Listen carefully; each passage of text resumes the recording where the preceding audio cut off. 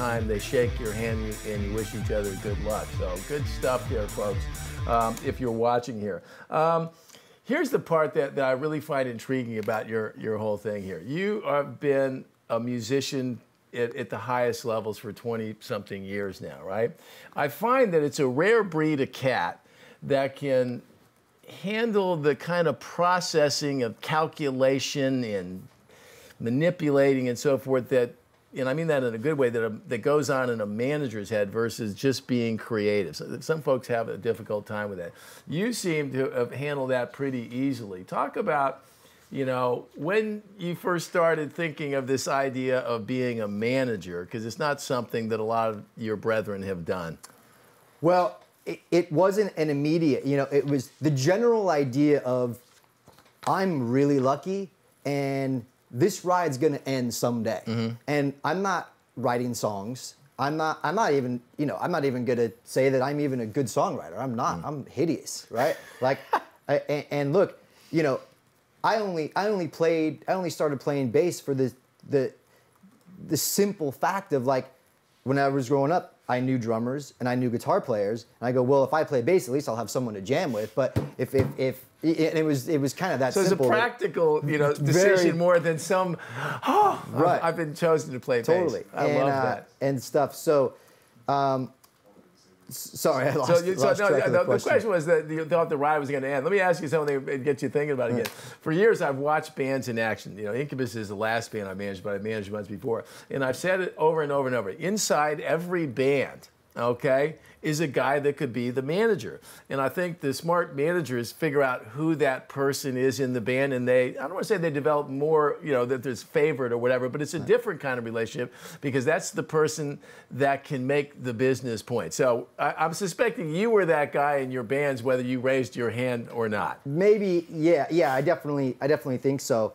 But here's the thing. It's like people say to me, like, oh, dude, you're so smart for, you know, having that backup plan or whatever. No. I'm not smart for having a backup plan. I'm smart for having the idea of having a backup plan, but I'm totally lucky in the fact that it fucking is working. You know what I mean? Like, knock on wood that it's like it's still rolling. So here's what happened. So I realized that this ride's gonna end. So I'm gonna need to transition into something else. You know, I graduated high school, but that's it. Like, I have no skills. Like, as when I graduated high school, I was doing the band thing. Other than that, my skills ended at retail and, like, bartending. Like, that was it, right? So I was like, my buddy John, he works for Sharon Osbourne Management, and I was like, look, we got it. Eventually, the dude's gonna retire, and when he retires, we're either going to have to figure it out then, or we can start figuring it out now so that whenever he does retire, then we're already setting up for a transition into something else. So I go, look, you know, you have management experience, you're the producer of Ozzfest, you know, I've got some credibility in the business, I've got some experience, but, you know, put together our Rolodex is a good place to start. It doesn't suck, you know.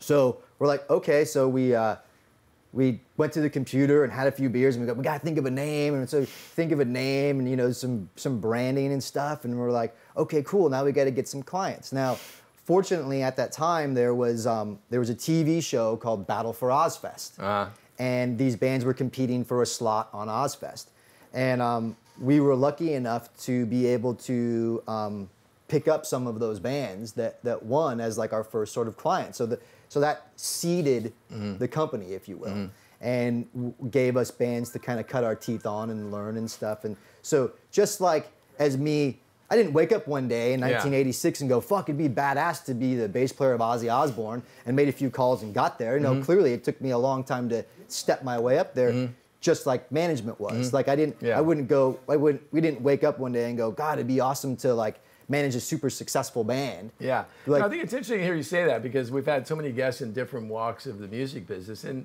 you know, I think people out there somewhat naively think that there's some tried and true, here's where I am today, Blasko, and there's where I'm going to be, and it's a straight path. And it rarely is. And so I've had so many folks like yourself just go, I wanted to be involved in the music business, and I just kept trying to do great at what I was working on in that moment, right? and kind of keep my eyes open. And that's kind of part of networking, being in the scoring zone where something good can happen here.